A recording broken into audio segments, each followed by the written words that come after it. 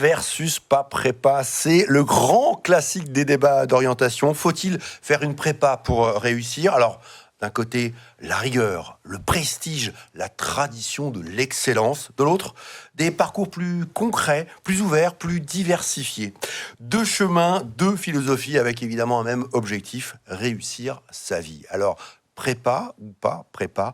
Pour en débattre, deux étudiants nous ont rejoints, deux étudiantes sur cette question nous ont rejoints sur ce plateau. Bienvenue à Yasmine El Namouri. Bonjour Yasmine. Bonjour. Vous êtes donc étudiante en droit et santé à Créteil. Exactement. Et vous allez défendre la voie prépa. Oui. En face de vous, Émie Allegretti. Bonjour Émie. Bonjour. Bienvenue sur ce plateau. Merci. Vous êtes donc étudiante M2, droit donc médical, et alors c'est un peu la particularité, c'est que vous êtes en prépa examen du barreau, mais vous allez défendre, et c'est aussi ça l'éloquence, vous allez défendre justement le fait de ne pas faire de prépa. Exactement. On est bien d'accord. Alors vous allez voir, on va vous expliquer comment ça fonctionne en fait ces battles. Donc vous allez avoir devant vous un chrono, 3 minutes chacune pour justement nous faire part de vos arguments, nous convaincre et vous convaincre, puisque vous aussi, vous allez pouvoir donner votre avis. Vous avez un sondage qui va s'afficher sur votre écran et vous allez pouvoir voter tout au long de cette battle. Attendez un petit peu, peut-être. Ne votez pas tout de suite, évidemment. Attendez d'entendre les arguments de nos deux intervenants, de nos deux étudiantes. Allez, c'est parti. On commence avec vous, Yasmine. 3 minutes pour nous convaincre. Donc vous, je le rappelle, vous défendez la voie prépa. Exactement. Mesdames, Messieurs, me voici aujourd'hui Yasmine El Namouri. Et me voilà dans l'arène des éveillés. Vous parlez de prépa comme d'une prison. Moi, j'y vois un laboratoire de vision. Vous dormez pendant que d'autres aiguisent leur destin. Moi, je forge mes neurones pour mieux tracer demain. Vous passez vos soirées à chercher du Wi-Fi à capter. Moi, je passe mes nuits à plancher. Vous dites que c'est trop dur, que ça vous étouffe. Mais ce n'est pas la prépa qui vous oppresse. C'est votre peur qui vous souffle. Et dans nos rangs, il y a ceux qu'on ne voyait jamais ici. Ceux à qui on répétait « Ce n'est pas pour toi. Baisse la voix. » Banlieue, campagne, quartiers oubliés. Aïssata, dédicace à toi, tu y arriveras. Nous arrivons sans tapis rouge, mais nous enflammons le sol à chaque pas posé. Les notes sont dures, parfois aussi dures que l'avenir qu'on essaye de bâtir. Mais c'est nous qui le construisons. Le monde scrolle. Mais nous, en prépa, je ne brasse pas, je crawl.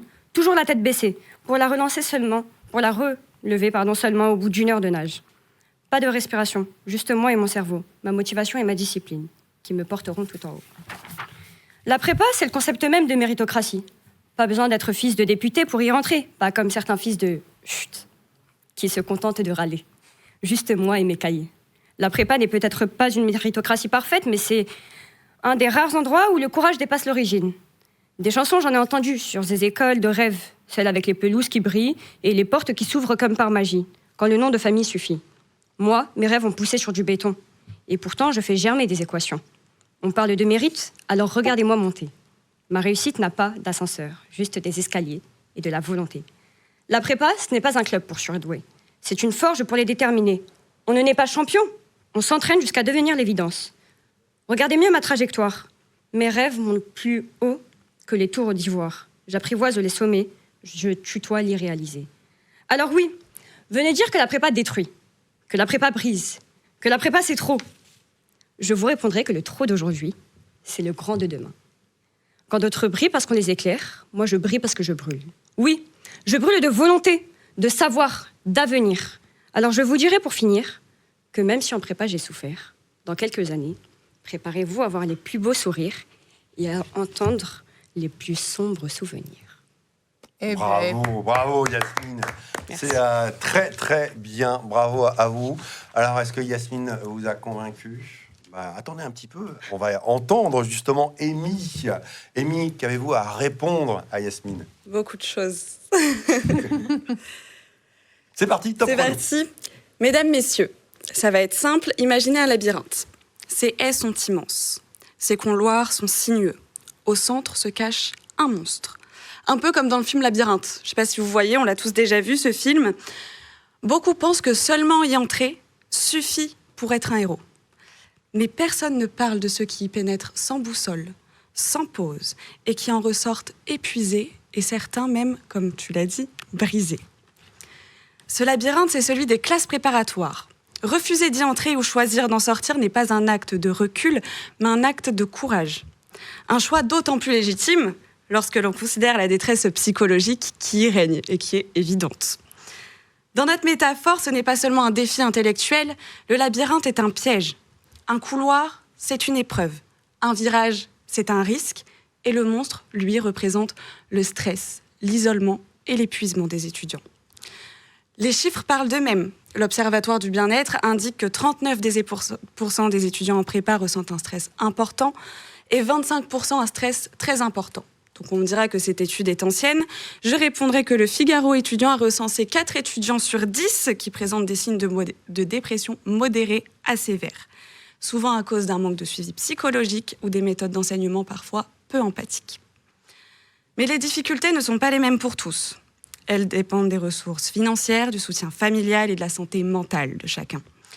Les prépas sont présentés comme la voie royale, mais d'autres chemins existent, plus humains, plus adaptés.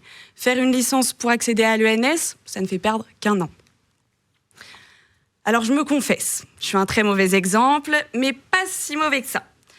Je veux devenir avocate. Pour préparer l'examen d'entrée à l'école des avocats, je me suis endettée sur plusieurs mois pour faire une prépa. Alors oui, je refuse de sacrifier ma santé mentale, mais je sacrifie ma santé bancaire. Mon compte en banque est à sec et je vais devoir travailler pour rembourser cette dette. Et j'ai pas de nom non plus. Dans ce labyrinthe, on apprend que on vit des sacrifices, qu'ils ne sont pas gratuits et que réussir ne garantit pas la récompense. Ce n'est pas parce qu'on fait une prépa qu'on est récompensé. Je pourrais choisir un autre chemin, travailler comme juriste, tenter une passerelle ou encore faire un doctorat et encore tenter une passerelle. Ce serait plus long, peut-être plus protecteur, mais je suis têtue, impatiente, je veux tout faire vite. Et sans vouloir me porter l'œil, c'est peut-être ce qui va me faire louper le concours. Je ne vous dis pas de renoncer à la prépa, je vous dis que refuser, c'est pas de la peur, c'est de l'amour de soi. C'est choisir un parcours où l'on refuse un risque éventuel de se perdre ou de se briser. C'est affirmer que le coût de la réussite ne doit jamais être notre santé, même si parfois le prix financier, ce n'est pas la meilleure option. Parfois, éviter le monstre du labyrinthe, prendre le temps de rester patient est ce qu'il y a de plus courageux. Une licence de 3 ans contre une prépa de 2 ans, un BUT, un BTS encadré qui permettent une entrée à l'université. Pour finir, je vous dirai une phrase que nous avons tous entendue. La santé et la famille, on n'en a qu'une. Les opportunités, en revanche, on en a autant que celles qu'on décide de créer. Bravo Émile, bravo à toutes les deux. Franchement, ça démarre très très très fort.